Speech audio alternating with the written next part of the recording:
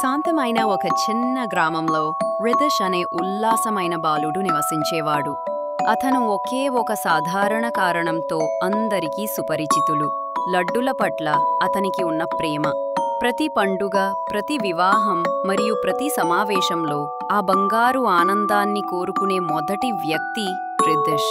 ఒక మధ్యాహ్నం లడ్డూ కోసం ఆరాటపడి అతను జేబులో నాణేలు తీసుకుని గ్రామంలోని మిఠాయి దుకాణానికి పరిగెత్తాడు. కాని అతను చేరుకోగానే అన్ని లడ్డూలు అయిపోయాయి. కాబట్టి అతను మరొక దుకాణదారుడి వద్దకు వెళ్లి లడ్డూలు అడిగాడు. దానికి దుకాణదారుడు అన్ని లడ్డూలు అయిపోయాయి అని అన్నాడు. అతని నిరాశను చూసి దుకాణదారుడు రితేష్ను ఆట పట్టిస్తూ, వాటిని నువ్వే ఎందుకు తయారు చేసుకోకూడదు అని అడిగాడు. రితేష్ కళ్ళు వెలిగిపోయాయి. అతను ఇంతకు ముందు ఎప్పుడూ వంట చేయకపోయినా దృఢ నిశ్చయంతో ఇంటికి వెళ్ళాడు.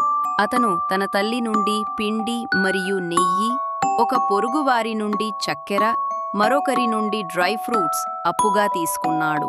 వెంటనే వికృతంగా కాని ఆత్రంగా అతను తన చిన్న చేతులతో లడ్డూలను చుట్టడం ప్రారంభించాడు. ఆ సువాసన గ్రామమంతా వ్యాపించి ఆసక్తిగల పొరుగువారిని ఆకర్షించింది.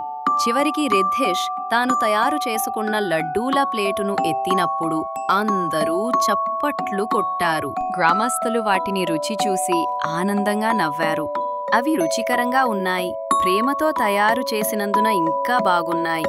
ఆ రోజు నుండి రితేష్ లడ్డులను ఇష్టపడే బాలుడు మాత్రమే కాదు, అతను గ్రామానికి లడ్డు తయారీదారు అయ్యాడు. కథ ఇంకా ఉంది. Please like, comment, share and subscribe. Thank you.